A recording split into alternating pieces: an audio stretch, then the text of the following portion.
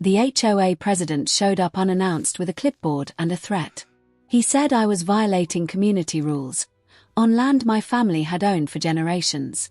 They blocked my access, fined me daily, and told the neighbors I was the problem. What they didn't know, what no one in that HOA knew, was that the inheritance paperwork had already cleared. Every street they patrolled, every sign they enforced, every rule they hid behind, sat on land that now belonged to me. I didn't argue. I didn't warn them. I waited. Because the moment they tried to punish me was the exact moment the rules stopped applying to them. I didn't grow up thinking about land. I grew up thinking about work, bills, and getting through the week like everyone else. My parents never talked about property or inheritance. They lived modestly, quiet lives. No drama. No big stories. So when I got the letter, I almost threw it away. It was a thick envelope. Official looking. Cream paper. Heavy. My name typed neatly on the front. No return address I recognized. I opened it standing in my kitchen, still holding my coffee, already late for work. The first line made me sit down. It said a distant relative had passed away. Someone I barely remembered. An uncle on my mother's side. Quiet man. No kids. No social life that I knew of. I remembered meeting him once at a funeral when I was a teenager. That was it. The next line said I was the primary beneficiary. I read it again. Slowly. Then again. The letter talked about an estate. A trust. Long-standing family holdings. Legal language. Page after page. My coffee went cold before I realized I hadn't moved. When I finally understood what it was saying, my hand started shaking. Land. A lot of land. Just over 1,000 acres. Not farmland out in the middle of nowhere. Not empty desert. But developed land. Roads. Utilities. Green belts. And something called community easements. At the bottom was a phone number for an estate attorney. I didn't call right away. I didn't tell anyone. I went to work and pretended it was a normal day. But it wasn't. For the next week, my life felt unreal. Like I was watching someone else live it. I called the attorney after work. Then again the next day. Meetings were scheduled. Documents were reviewed. Deeds pulled from county records. Surveys from decades ago unfolded across conference tables. And every meeting ended the same way. Yes. It's real. Yes. It's yours. Yes. It's all legally sound. That was when I learned something else. Most of the land sat underneath a large planned neighborhood. A community with an HOA. Hundreds of homes. Streets, sidewalks, landscaped entrances. Decorative signs. Private roads. The HOA had been operating there for years. They just didn't own it. At least, not the way they thought they did. The attorney explained it calmly. Like it was no big deal. Long story. Old agreements. Temporary access rights that were never converted. Paperwork that was assumed finished but never properly recorded. A trust that quietly retained ownership while allowing development. And now that trust was gone. And now, legally, I was standing where it stood. I didn't feel powerful. I felt confused. And honestly, a little scared. I didn't want trouble. I wasn't looking for control. I didn't even live in that neighborhood. I lived nearby. Close enough to hear about it, but far enough to stay out of HOA drama. At least, that's what I thought. 2 weeks later, the first HOA letter arrived. It was slipped under my door. Not mailed. No stamp. Just placed there like a warning. It said I was in violation of community rules. No greeting. No explanation. Just a list. Unauthorized access. Unapproved parking. Failure to comply with landscaping standards. I read it twice. None of it made sense. They were talking about a dirt access path I used behind my house. A path I'd used for years. Long before I knew about any inheritance. Long before I knew an HOA even existed. The letter demanded immediate compliance. There was a fine attached. I laughed at first.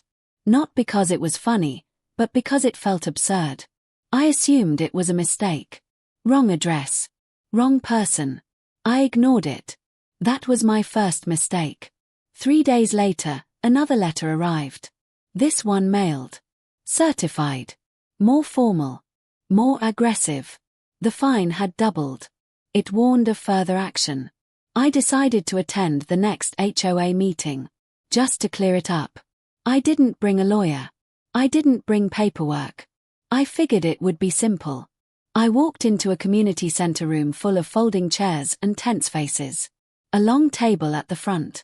5 board members sitting behind nameplates. The HOA president in the middle. He didn't look at me when I spoke. I explained calmly that I believed there was a misunderstanding. That the access path was on land tied to my family's property. That I had documentation. That's when he finally looked up. And smiled. Not a friendly smile. A practiced one. He told me the HOA owned all common areas. All access routes. All streets. All land connected to the community. He said it like it was obvious. Like I was wasting his time. He said rules were rules. Someone behind me whispered. I felt eyes on my back. I asked if I could submit documentation for review. He said fines would continue until compliance. That was it. Meeting adjourned. I walked out feeling small. Embarrassed. Angry in a quiet way. The kind that settles in your chest and doesn't leave. Over the next week, things escalated fast. A notice appeared on the access path. No trespassing, HOA property. They blocked it with cones. Then barriers. Another fine arrived. Then another. Neighbors I barely knew stopped making eye contact. Some looked annoyed. Others looked curious. A few looked sympathetic but said nothing. I realized something then. The HOA didn't see me as a person. They saw me as a problem. And problems, in their world, were handled with pressure. What they didn't know was that I had already started making phone calls of my own. Quiet ones. Careful ones. Because while they were enforcing rules they believed protected them, I was learning exactly how fragile their authority really was. And that was only the beginning. After that meeting, I told myself to stay calm. I told myself this was just paperwork and ego. That once the facts were clear, everything would settle down. I didn't want enemies. I didn't want a fight. I wanted my quiet life back. But the HOA didn't slow down. They sped up. The fines started coming every few days. Same language. Same tone. Cold. Confident. Each one higher than the last. Late fees stacked on top of penalties. Warnings about liens. Words like non-compliance and enforcement action were bolded, like they wanted them to hurt. I called the HOA office. No answer. I emailed. Automated response. I sent a polite letter asking for a formal review. No reply. Then they started showing up. The first time, I wasn't home. I found the notice taped to my door when I got back from work. It said an inspection had been attempted and access was denied. Another violation. Another fine. The second time, I was home. I heard the knock and opened the door to 2 people wearing matching polo shirts with the HOA logo stitched on the chest. One held a clipboard. The other held a phone, already recording. They said they were there to document violations. I asked what violations. They pointed behind me. At my yard. At the fence line. At the same access path they had blocked days earlier. They spoke in rehearsed phrases, like they'd done this 100 times before. I told them again that the land was not HOA property. One of them smiled and said, "That's not what our records show." Then they walked around my property, taking photos. I stood there feeling exposed. Not just annoyed, but watched. Like my home wasn't fully mine anymore. Like I was living inside someone else's rulebook. That night, I barely slept. The next morning, I called the estate attorney again. Told him everything. The letters. The meeting.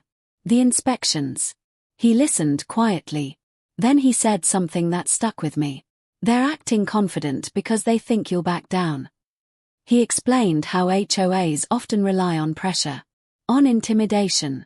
On the assumption that most people don't have the time, money, or energy to push back. Especially when fines keep piling up. He told me not to respond directly anymore. Let me handle it, he said. Within a week, the HOA received a formal letter from his office. Calm. Professional. No threats. Just facts. Ownership history. Deed references. County records. A request for immediate cessation of enforcement actions on the disputed land. I felt relief when it was sent. Like maybe now they'd take it seriously. They didn't. Instead, the HOA president sent me an email directly. First one I'd ever gotten from him. Short. Sharp. Dismissive.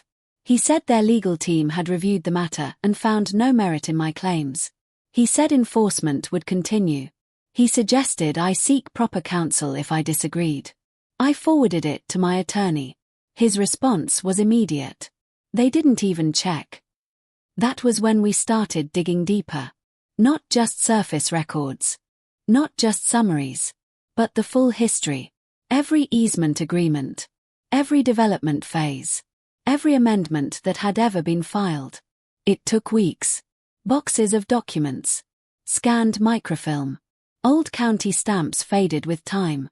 I learned more about that neighborhood than I ever wanted to know. I learned that the HOA had grown in phases. That different sections were built under different assumptions. That some access rights were temporary but treated as permanent. That some paperwork relied on future actions that never happened. And most importantly, I learned this. The HOA's authority depended on land they did not legally own. The roads. The green strips. The signage areas. Even parts of the clubhouse footprint. All sitting on land the trust had quietly retained. Now, that land was mine. Still, I didn't rush. I didn't show up waving deeds. I didn't confront anyone. I let my attorney prepare a full legal package. Something solid. Something undeniable. While that was happening, the pressure continued. They sent letters to my neighbors. I found out because one of them came over. She looked uncomfortable. Kept glancing over her shoulder like someone might be watching. She said the HOA had warned residents about unauthorized use and potential liability connected to my property. She asked me, gently, if I was doing something dangerous. That hurt more than the fines. I realized the HOA was shaping the story.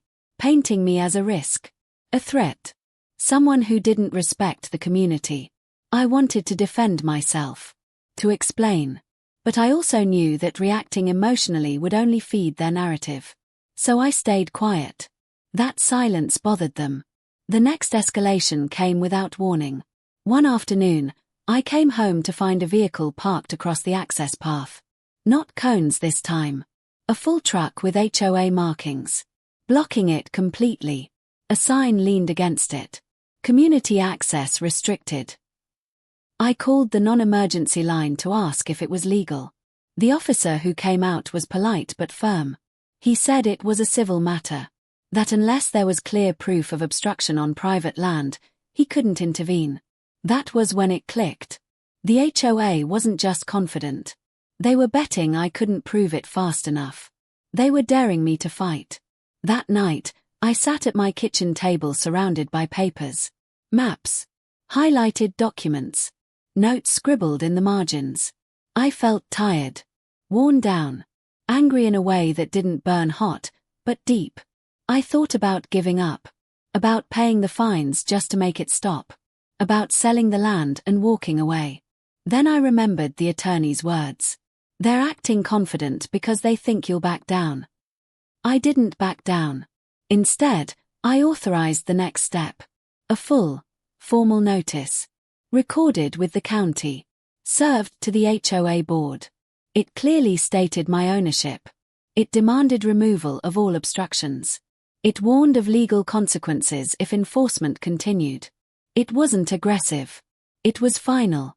3 days after it was served, the HOA called an emergency board meeting. I wasn't invited. But I knew something had shifted. Because when people stop ignoring you and start meeting in private, that's when fear enters the room. And for the first time since this started, It wasn't mine. After the emergency meeting was announced, everything went quiet. No letters. No fines. No trucks blocking the path. For the first time in weeks, my mailbox was empty. My phone didn't buzz with another warning. The HOA website, which had been full of notices and reminders, didn't mention my property at all. That silence felt heavier than the pressure. I'd learned enough by then to know silence usually meant one of two things. Either they were backing off, or they were preparing something bigger. I didn't celebrate. I didn't relax. I kept documenting everything. Every morning before work, I walked the access path and took photos. Wide shots. Close-ups. Time stamps visible. I checked the barriers. Made notes. I treated my own routine like evidence. My attorney called midweek. "They're scrambling," he said. He'd been contacted by a law firm representing the HOA. A different one than before. Larger. More expensive. The tone had changed. Less dismissive. More careful. They asked for time to review historical records. Translation: they were late to the truth. I asked if that was good or bad. "It means they finally understand there's a problem," he said. "They just don't know how big it is yet." That weekend, I noticed something else. Neighbors started talking to me again. Not openly. Not loudly. But in passing. Small comments. Quiet questions. A nod instead of a glare. A man walking his dog slowed down just long enough to say, "Heard there's some confusion about the land." Confusion. That was new. The story was shifting. I didn't correct anyone. I didn't confirm anything. I just listened. Because the more uncertain people became, the less control the HOA had. The following week, I received an invitation. A formal one. The HOA requested my presence at a special board meeting. Not to speak. Not to present. Just to discuss ongoing concerns. I asked my attorney if I should go. He didn't hesitate. "Yes. But don't explain anything. Let them talk." The meeting was held in the same room as before. Same folding chairs. Same long table. Same board members. But the energy was different. No smiles. No confidence. The HOA president avoided eye contact as I sat down.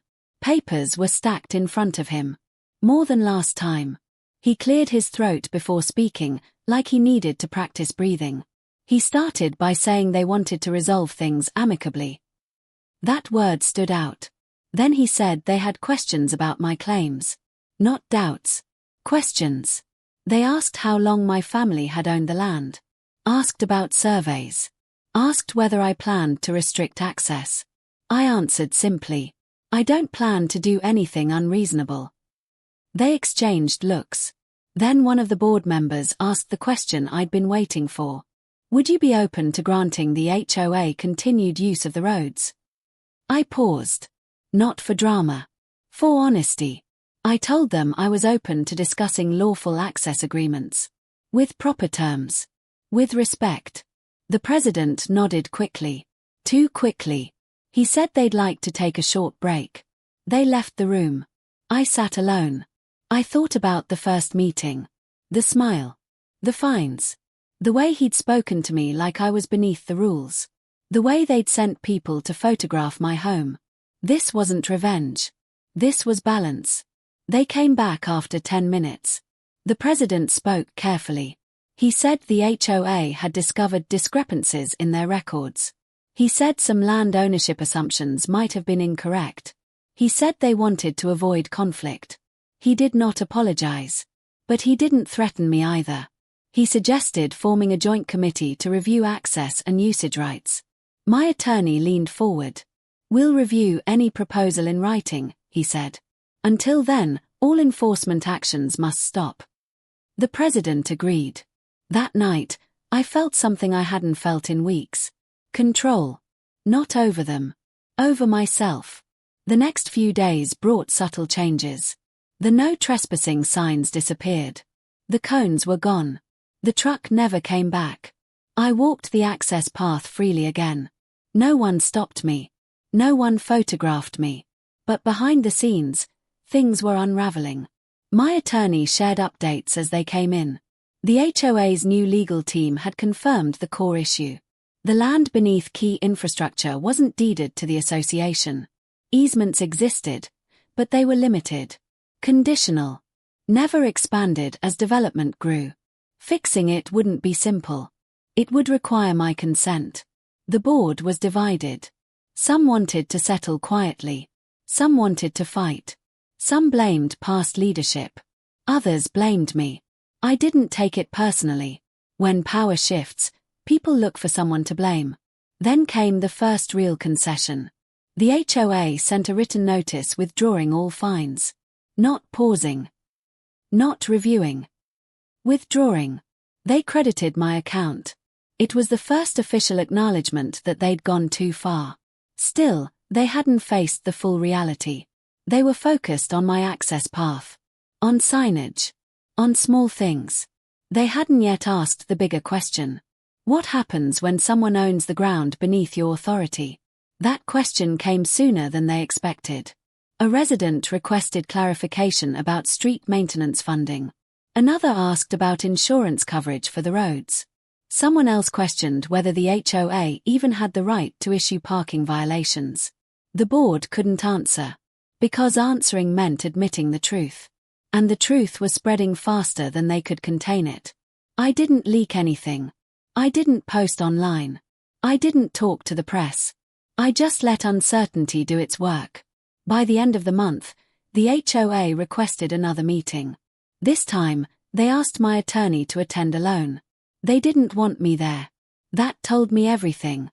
Because when an organization stops talking to you directly, it's usually because they finally understand who they're dealing with. And they're trying to negotiate from a position they no longer have. The meeting they held without me lasted 3 hours. I know that because my attorney called the moment it ended. His voice sounded different. Focused. Careful. The way it does when something important has finally been said out loud. They know, he told me. That was all he said at first. Then he explained. The HOA's legal team had confirmed what we already knew. Not just about the access path. Not just about a few green strips or signs. But about the core of the community. Large portions of the internal roads. Key utility corridors. Even sections under the main entrance. All of it sat on land that never transferred. For years, the HOA had operated under assumptions. Old board members passed down knowledge that was never verified. New leadership enforced rules without understanding the foundation beneath them. And now that foundation was cracking. The attorneys didn't argue ownership. They couldn't. The records were clear. They asked about solutions. That word again. Solutions. They wanted to know if I would consider granting long-term easements. Permanent ones. The kind that would stabilize the community and protect property values. I asked my attorney what he told them. He said, "We're listening." That was enough for now. Over the next week, I started noticing changes that had nothing to do with me directly. Board members resigned. Quietly. One by one. Citing personal reasons. An announcement went out about a special election. Another about a review of governing documents. Residents were confused. Questions filled the community forum. Why were fines being reversed? Why were enforcement actions paused? Why was the president suddenly unavailable?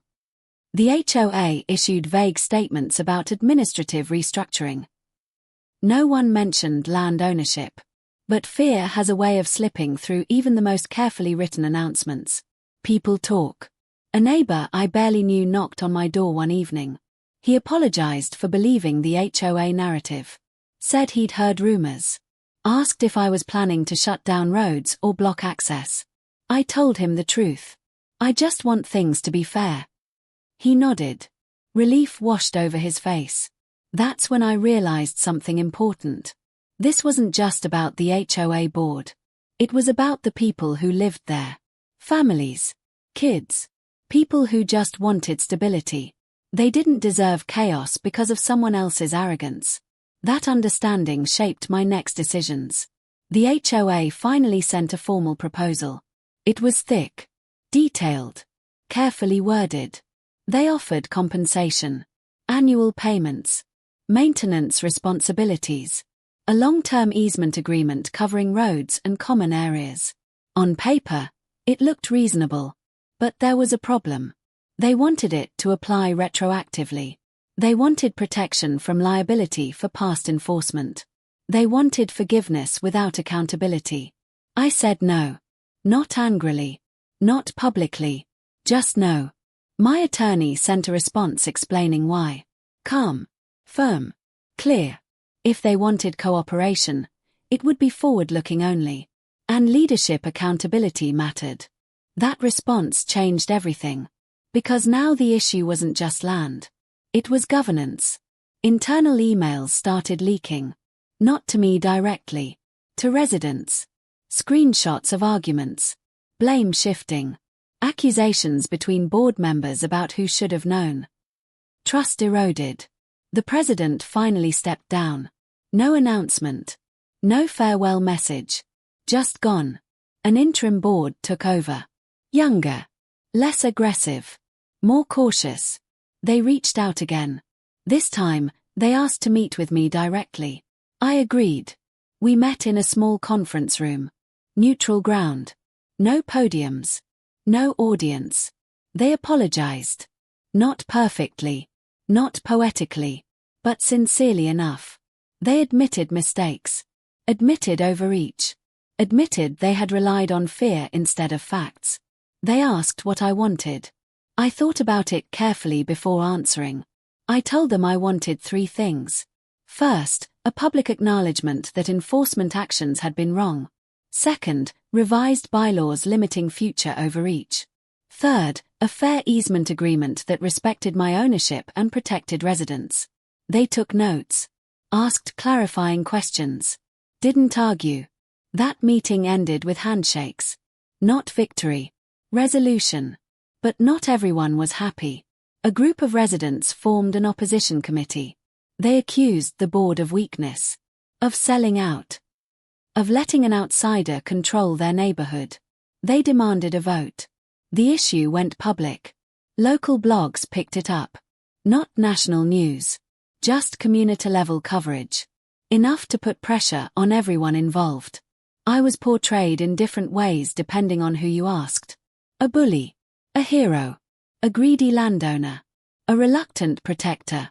I didn't correct the narratives. I just stayed consistent. When the vote came, the majority approved the agreement framework. Not unanimously, but clearly. The HOA agreed to new terms. Permanent easements with defined limits. Fair compensation. Shared responsibilities. Clear restrictions on enforcement. The land remained mine. The authority became balanced. In the weeks that followed, something unexpected happened. The community calmed down. Fewer fines. Fewer confrontations. More transparency. The HOA, stripped of unchecked power, became what it should have been all along. A service. Not a threat. One afternoon, I walked the access path again. Sun low. Quiet. Kids riding bikes in the distance. No signs. No barriers. Just land. And the knowledge that standing your ground doesn't always require raising your voice. Sometimes, it just requires patience. And paperwork. After the vote, I expected relief. I thought I'd feel lighter. That the stress would drain away now that everything was settled on paper. And in some ways, it did. The letters stopped. The fines were gone. The tension that had followed me home every night finally eased. But something else took its place. Attention. People started recognizing me. Not everywhere. Not in a dramatic way. Just enough to notice. A pause in conversation when I walked by. A longer look than before. A few cautious smiles. A few tight ones. I had become a reference point. The person who pushed back. The person the HOA couldn't ignore. I didn't enjoy it. I kept my routine the same. Went to work. Came home. Walked the land when I could. I didn't attend community events. I didn't join online discussions. Still, stories spread. Some people said I planned to sell everything. Others said I was secretly rich and this was all a game. A few believed I'd won and was waiting for the right moment to strike again. None of it was true. What was true was quieter. The HOA was struggling to adapt. Without constant fines and threats, they had to learn how to communicate. Without automatic authority, they had to justify decisions. Meetings ran longer. Arguments were louder. Votes were closer. Power, once taken for granted, is hard to live without. One evening, a former board member reached out to me. Not the president. Someone lower down. Someone who'd enforced rules but never led. We met for coffee. He looked tired. Older than I remembered. He apologized for how things had been handled. Said he'd joined the board to keep things orderly and never imagined it would turn into what it did. He told me something important. They thought no one would ever check. That sentence stayed with me. The HOA had grown comfortable assuming ownership. Comfortable treating paperwork as a formality. Comfortable using fear because it worked. Until it didn't. Over the next month, more changes followed. The HOA hired an independent auditor. They opened board meetings to resident questions. They revised fine structures. They published financial reports. Transparency became the new rule. Some residents loved it. Others hated it. There were complaints about inefficiency, about too much talking, about the board being weak. But something else happened too. Neighbors started solving problems themselves. Instead of reporting each other, they talked. Instead of filing complaints, they negotiated. Small disputes were handled face to face. It wasn't perfect. But it was human. I stayed out of most of it. My role was mostly finished. The easement agreement was finalized. Payments were scheduled. Maintenance responsibilities clearly divided. The land records updated. Legally, everything was clean. Emotionally, it took longer. There were days I replayed the early moments in my head. The smile at that first meeting. The way I'd been spoken to. The embarrassment. The fear. Those memories didn't vanish just because the outcome was fair. Healing isn't immediate. One afternoon, I received an email from the HOA. They wanted to invite me to a town hall. Not to speak. Not to present.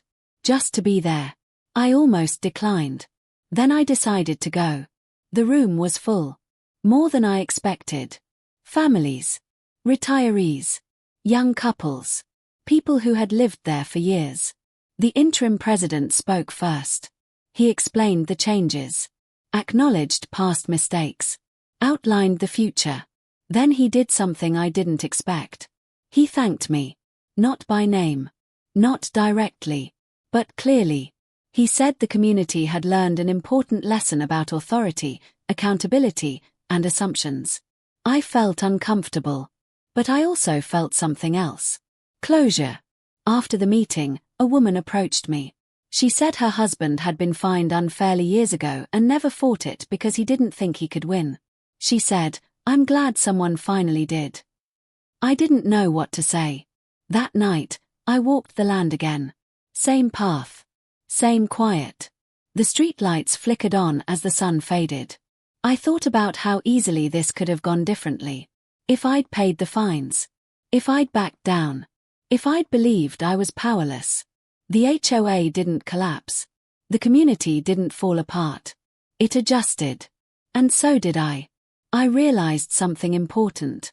This wasn't about revenge. It was about reminding people that rules only work when they're built on truth.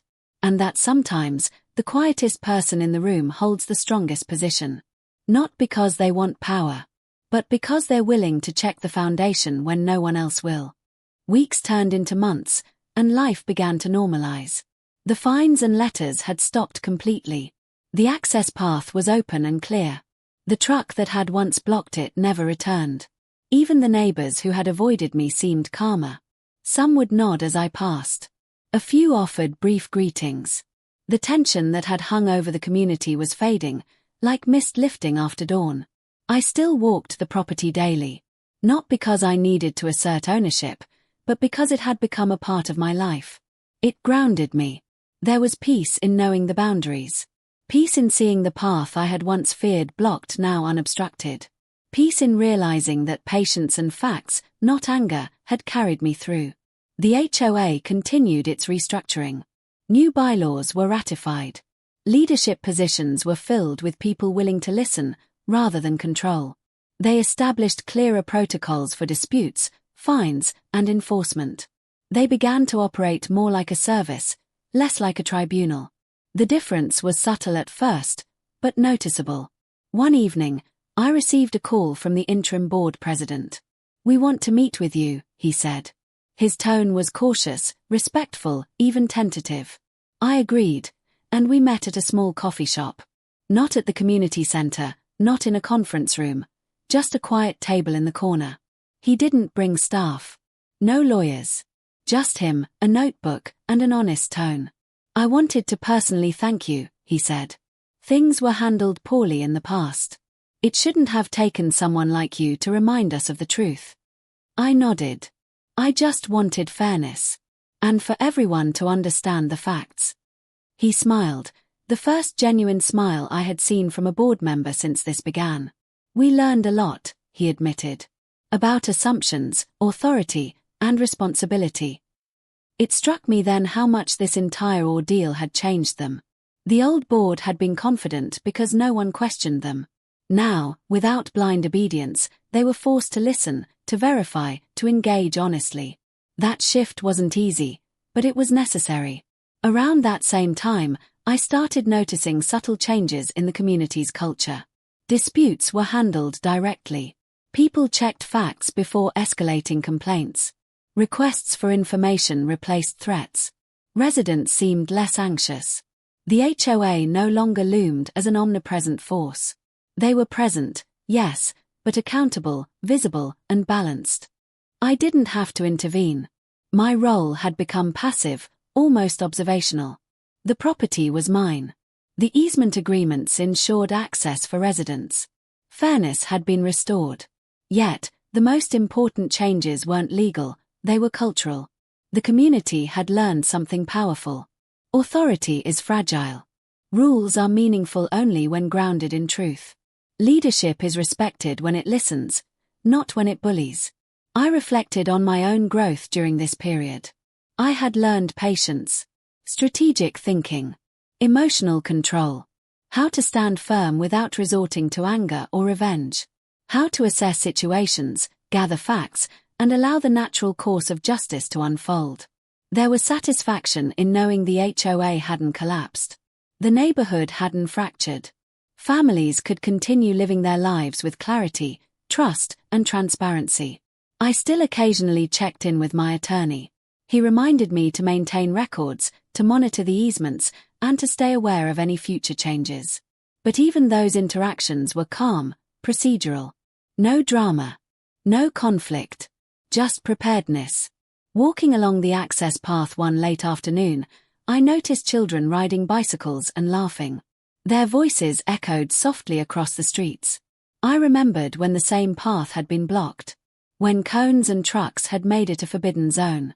When HOA letters and fines had caused tension and worry.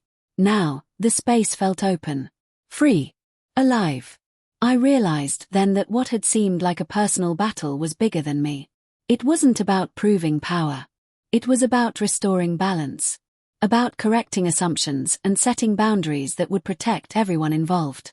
I paused and looked around, taking in the quiet hum of normal life. Birds chirped in the trees lining the streets. The sun dipped low, casting long shadows. A gentle wind carried the scent of grass and flowers. I felt a sense of completion. Not victory in the dramatic sense.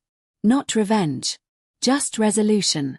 And the lesson was clear. Standing up calmly, strategically, and with proof is often more powerful than confrontation, anger, or shouting. I had learned that. The HOA had learned that. The community had learned that.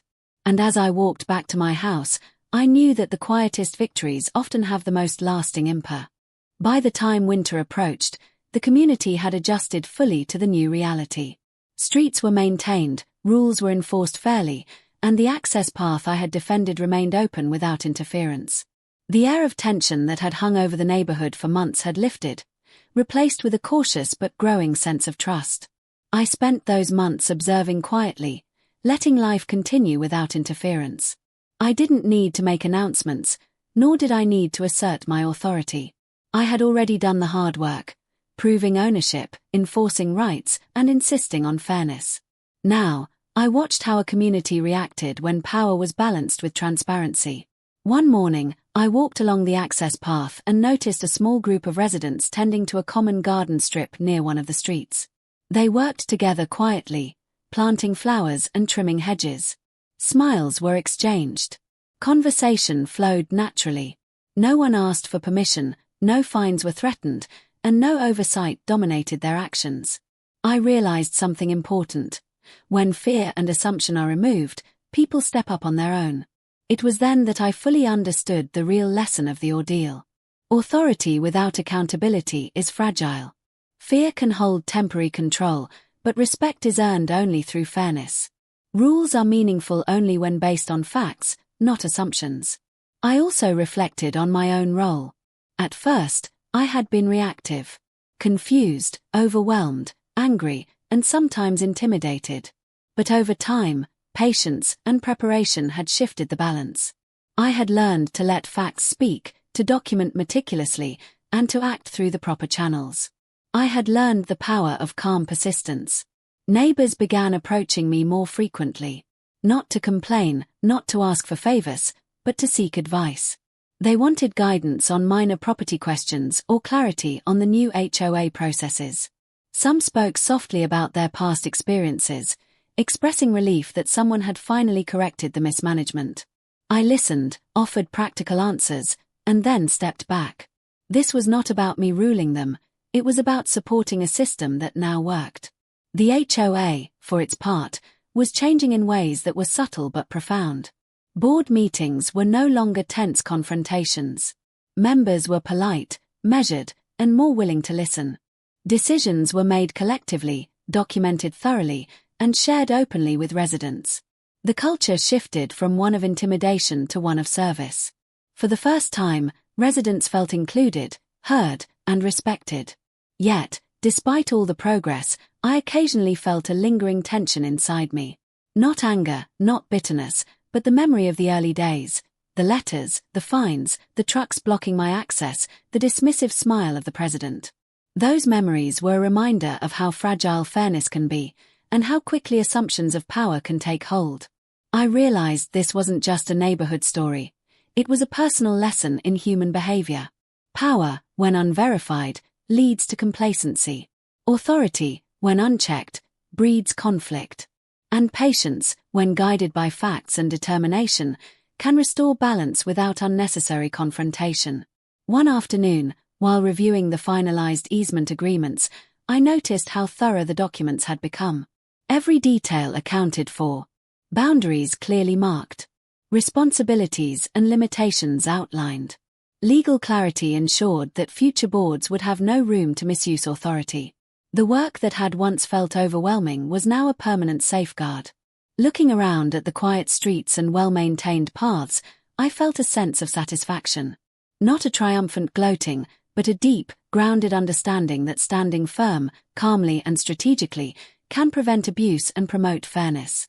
I had acted not out of revenge, but out of a desire for balance and justice. And in that moment, the neighborhood, the HOA, and I had all changed.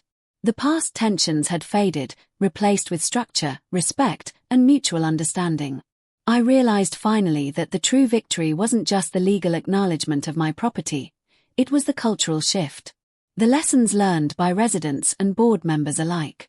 A community that once relied on fear now relied on facts. A community that once assumed authority now verified it. I walked back home, sunlight filtering through the trees lining the streets.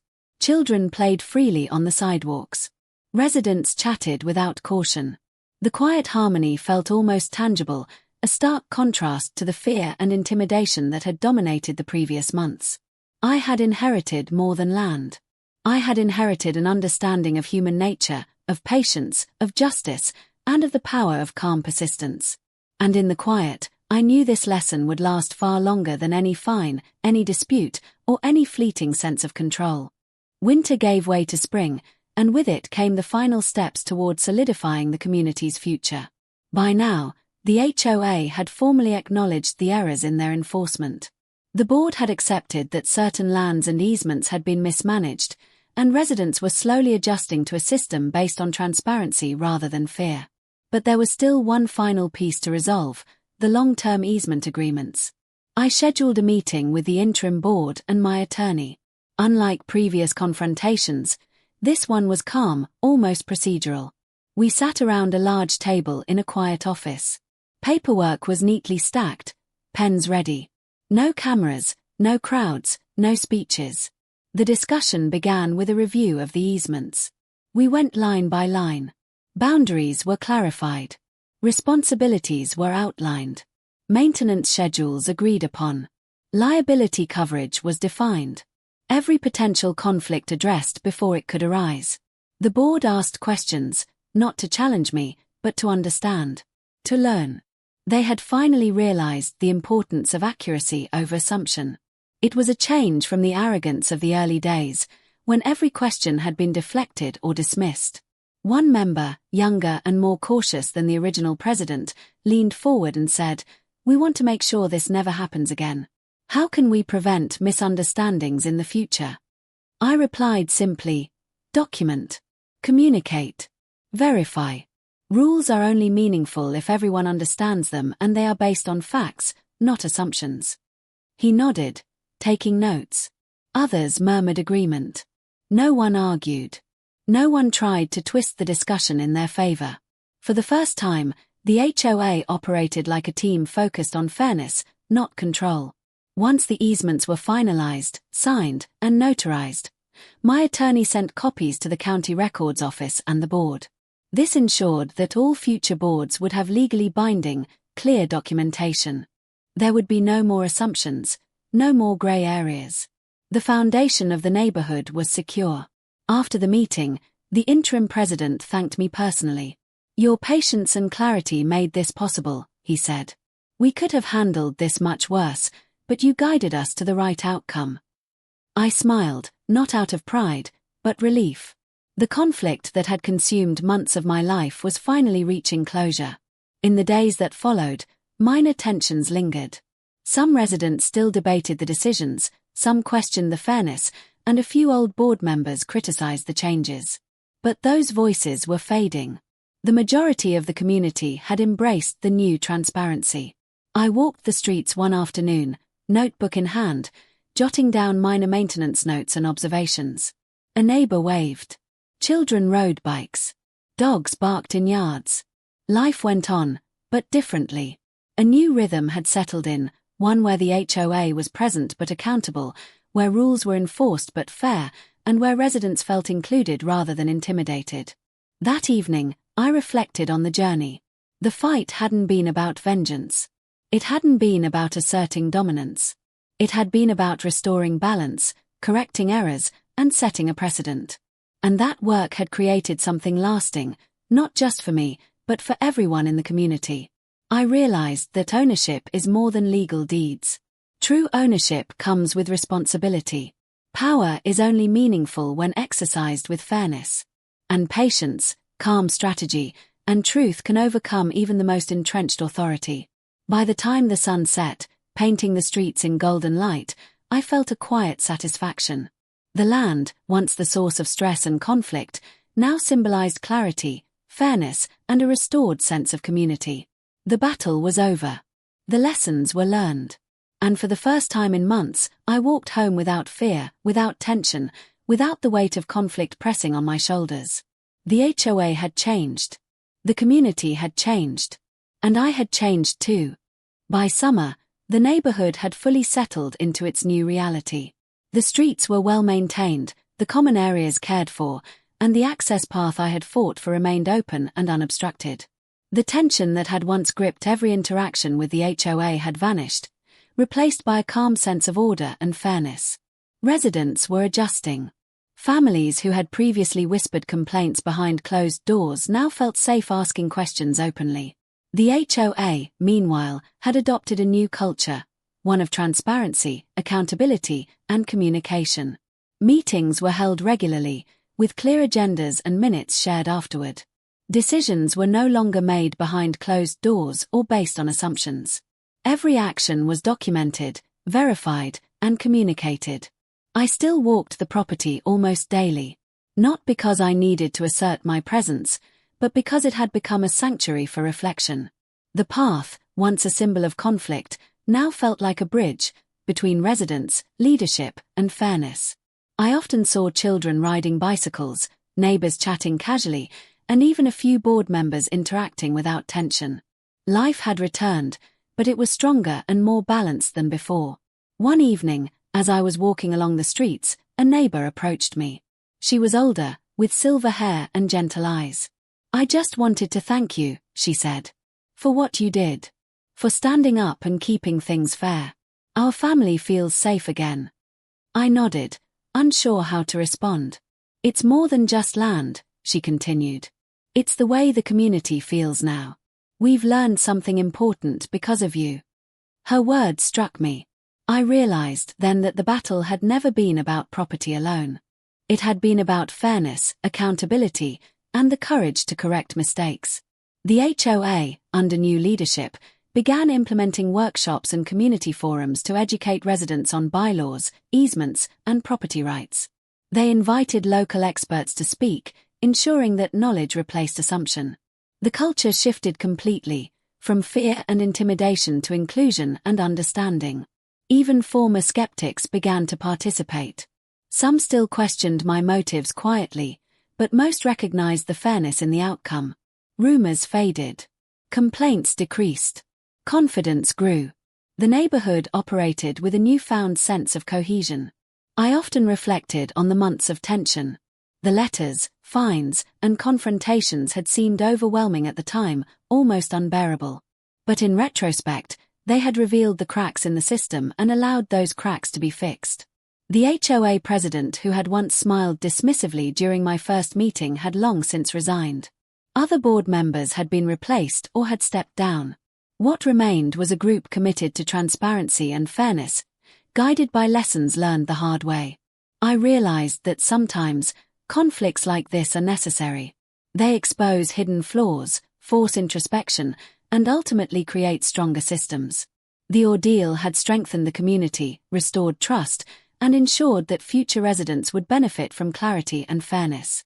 Walking along the quiet streets that evening, I felt a deep sense of contentment. The land I had inherited was more than a property. It had become a symbol of balance, justice, and the power of persistence. The lessons I had learned would stay with me forever. Patience, documentation, calm determination, and the quiet strength that comes from knowing the truth. And as the sun dipped below the horizon, casting long shadows across the paths and lawns, I felt a sense of closure. The neighborhood was no longer a battleground, the HOA no longer a threat, and the community no longer divided. Life continued, not in fear, but in fairness. The final victory had not been mine alone. It belonged to the community, the residents, and the principles we had all reaffirmed together. The summer faded into early autumn, and with it came a quiet rhythm that had once seemed impossible. Streets were calm. Children played freely. Residents chatted casually. The tension, the fear, and the uncertainty that had dominated life in the neighborhood were gone. I often walked the land alone now, reflecting on the journey that had brought me here. From the first letter announcing my inheritance to the fines, the blocked paths, and the confrontational meetings, it had been a long, emotional road. I remembered the fear I had felt, the uncertainty, the nights spent poring over deeds, maps, and legal documents. Every step had tested patience, resolve, and judgment. But through it all, one truth had emerged clearly. Patience and preparation, grounded in facts, are more powerful than anger or confrontation. Standing firm does not require shouting or threats. It requires calm persistence, clarity, and the willingness to let truth speak for itself. The HOA, now fully restructured, operated differently. Transparency was no longer a suggestion. It was a mandate. Meetings were open, minutes shared, and all enforcement actions were clearly documented. Residents were informed and empowered. The board had become a service, not a tribunal. I occasionally spoke with neighbors, not to assert ownership, but to answer questions or offer guidance when needed. People approached me quietly, often with relief, sometimes with gratitude. It struck me that the most significant impact of the ordeal was not the land itself, but the lessons it had taught the entire community. Authority must be verified, rules must be based on truth, and fairness is the foundation of trust. The easement agreements remained in place, permanent and legally binding. Roads were accessible, responsibilities clearly divided, and liabilities explicitly defined. Future boards would not be able to repeat the mistakes of the past. The foundation had been set firmly, and for the first time in years, the neighborhood had stability. One afternoon, I met with the new HOA president for coffee. Not in a formal setting, not in a conference room, but quietly, personally. We talked about small improvements, landscaping, maintenance, and minor rules. No tension, no conflict, just mutual understanding. "I appreciate how you handled everything," she said. "It wasn't about winning or losing. It was about fairness. And that's something we can all learn from." I nodded, thinking about the months of conflict, the long hours of documentation, the careful planning, and the moments of doubt. The victory hadn't been loud. It hadn't required dramatic gestures. But it had been lasting. As I walked the streets that evening, the sun low in the sky, I reflected on the transformation. The HOA had learned to respect boundaries. The residents had learned to verify authority. I had learned the value of patience, strategy, and measured action. And the land itself, once a source of tension, now symbolized fairness, transparency, and balance. I realized that this story wasn't just about me, the HOA, or even the land. It was about human behavior. About how systems fail when assumptions replace facts. About how communities thrive when fairness replaces fear. And about how true power lies not in domination, but in the quiet ability to stand firm and let truth prevail. As the evening shadows stretched long across the streets and the wind carried the scent of early autumn leaves, I felt a deep sense of closure. The conflict had ended. The lessons had been learned. The community had reborn itself, stronger and wiser. And I, standing quietly among them, understood the most important truth of all. Justice doesn't always roar. Sometimes, it walks silently, calmly, and steadily, changing everything along the way. And in that calm, I finally found peace.